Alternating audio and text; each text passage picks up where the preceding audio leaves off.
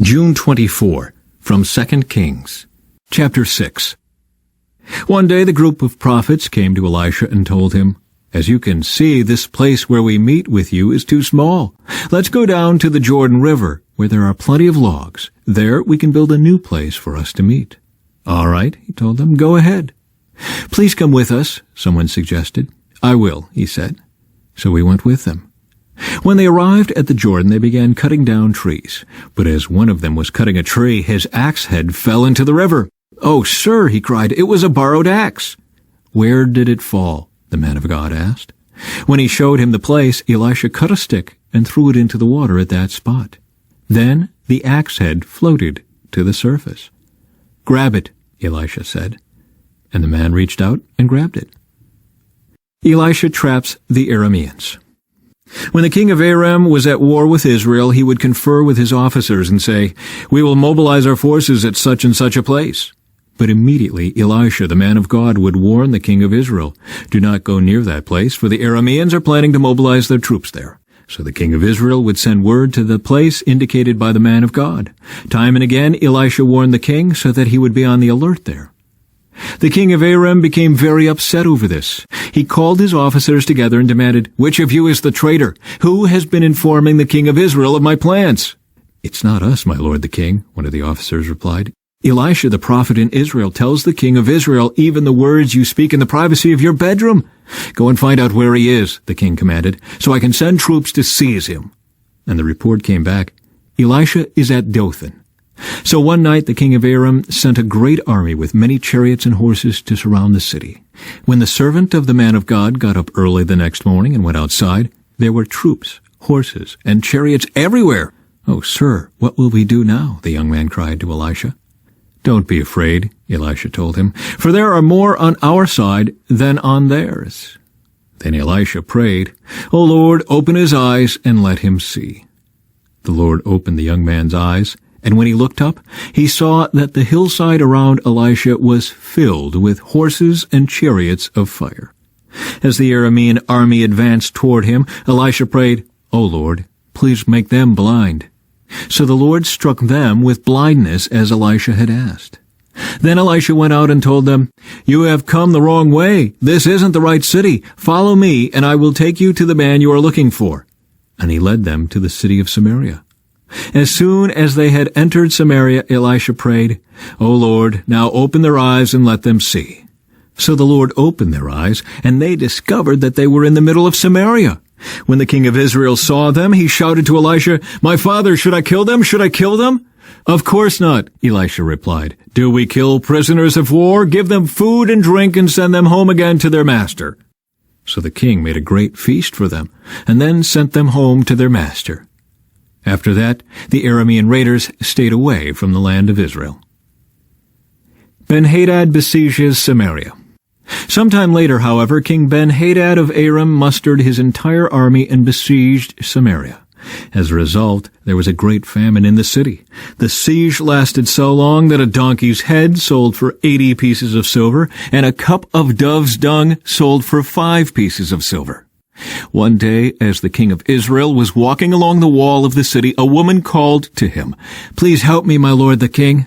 He answered, "If the Lord doesn't help you, what can I do? I have neither food from the threshing floor nor wine from the press to give you." But then the king asked, "What is the matter?" She replied, "This woman said to me, 'Come on, let's eat your son today, then we will eat my son tomorrow.' So we cooked my son and ate him. Then the next day I said to her, 'Kill your son so we can eat him.' But she has hidden her son." When the king heard this, he tore his clothes in despair. And as the king walked along the wall, the people could see that he was wearing burlap under his robe next to his skin.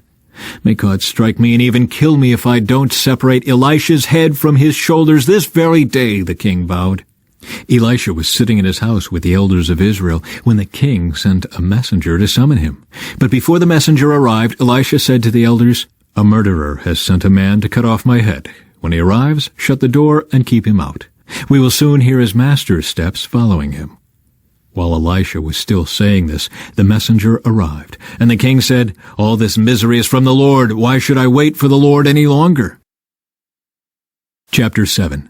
Elisha replied, "Listen to this message from the Lord. This is what the Lord says. By this time tomorrow in the markets of Samaria, 5 quarts of choice flour will cost only 1 piece of silver, and 10 quarts of barley grain will cost only 1 piece of silver." The officer assisting the king said to the man of God, "That couldn't happen even if the Lord opened the windows of heaven." But Elisha replied, "You will see it happen with your own eyes, but you won't be able to eat any of it." Lepers visit the enemy camp. Now there were 4 men with leprosy sitting at the entrance of the city gates. "Why should we sit here, waiting to die?" they asked each other. "We will starve if we stay here, but with the famine in the city we will starve if we go back there. So we might as well go out and surrender to the Aramean army. If they let us live, so much the better, but if they kill us, we would have died anyway." So at twilight they set out for the camp of the Arameans. But when they came to the edge of the camp, no one was there, for the Lord had caused the Aramean army to hear the clatter of speeding chariots and the galloping of horses and the sounds of a great army approaching.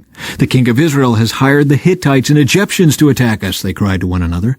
So they panicked and ran into the night, abandoning their tents, horses, donkeys, and everything else as they fled for their lives. When the lepers arrived at the edge of the camp, they went into one tent after another, eating and drinking wine, and they carried off silver and gold and clothing and hid it. Finally they said to each other, "This is not right. This is a day of good news, and we aren't sharing it with anyone. If we wait until morning, some calamity will certainly fall upon us. Come on, let's go back and tell the people at the palace." So they went back to the city and told the gatekeepers what had happened.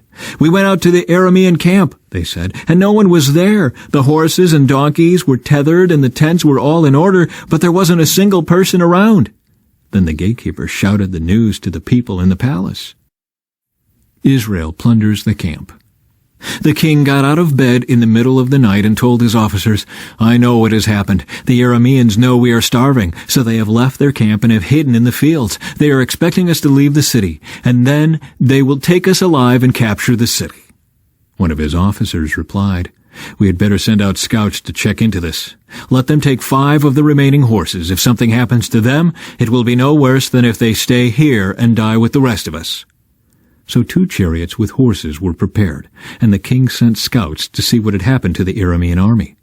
They went all the way to the Jordan River, following a trail of clothing and equipment that the Arameans had thrown away in their mad rush to escape. The scouts returned and told the king about it. Then the people of Samaria rushed out and plundered the Aramean camp. So it was true that 5 quarts of choice flour were sold that day for 1 piece of silver, and 10 quarts of barley grain were sold for 1 piece of silver, just as the Lord had promised. The king appointed his officer to control the traffic at the gate, but he was knocked down and trampled to death as the people rushed out. So everything happened exactly as the man of God had predicted when the king came to his house. The man of God had said to the king, "By this time tomorrow in the markets of Samaria, 5 quarts of choice flour will cost 1 piece of silver, and 10 quarts of barley grain will cost 1 piece of silver." The king's officer had replied, "That couldn't happen even if the Lord opened the windows of heaven." And the man of God had said, "You will see it happen with your own eyes, but you won't be able to eat any of it." And so it was, for the people trampled him to death at the gate. From Acts. After some time, Paul said to Barnabas, "Let's go back and visit each city where we previously preached the word of the Lord to see how the new believers are doing."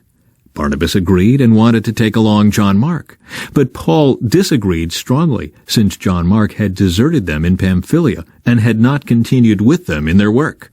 Their disagreement was so sharp that they separated. Barnabas took John Mark with him and sailed for Cyprus. Paul chose Silas, and as he left, the believers entrusted him to the Lord's gracious care. Then he traveled throughout Syria and Cilicia, strengthening the churches there. Paul went first to Derbe and then to Lystra, where there was a young disciple named Timothy. His mother was a Jewish believer, but his father was a Greek. Timothy was well thought of by the believers in Lystra and Iconium, so Paul wanted him to join them on their journey. In deference to the Jews of the area, he arranged for Timothy to be circumcised before they left, for everyone knew that his father was a Greek. Then they went from town to town, instructing the believers to follow the decisions made by the apostles and elders in Jerusalem. So the churches were strengthened in their faith, and grew larger every day. A call from Macedonia. Next, Paul and Silas traveled through the area of Phrygia and Galatia, because the Holy Spirit had prevented them from preaching the word in the province of Asia at that time. Then, coming to the borders of Mysia, they headed north for the province of Bithynia. But again, the Spirit of Jesus did not allow them to go there, so instead they went on through Mysia to the seaport of Troas. That night, Paul had a vision. A man from Macedonia in northern Greece was standing there pleading with him, "Come over to Macedonia and help us." So we decided to leave for Macedonia at once, having concluded that God was calling us to preach the good news there. Lydia of Philippi believes in Jesus. We boarded a boat at Troas and sailed straight across to the island of Samothrace, and the next day we landed at Neapolis. From there we reached Philippi, a major city of that district of Macedonia and a Roman colony, and we stayed there several days. On the Sabbath we went a little way outside the city to a riverbank, where we thought people would be meeting for prayer, and we sat down to speak with some women who had gathered there. One of them was Lydia from Thyatira, a merchant of expensive purple cloth, who worshipped God. As she listened to us, the Lord opened her heart, and she accepted what Paul was saying. She was baptized along with other members of her household, and she asked us to be her guests. "If you agree that I am a true believer in the Lord," she said, "come and stay at my home." And she urged us until we agreed. Psalm 142. I cry out to the Lord. I plead for the Lord's mercy. I pour out my complaints before him and tell him all my troubles. When I am overwhelmed, you alone know the way I should turn. Wherever I go, my enemies have set traps for me.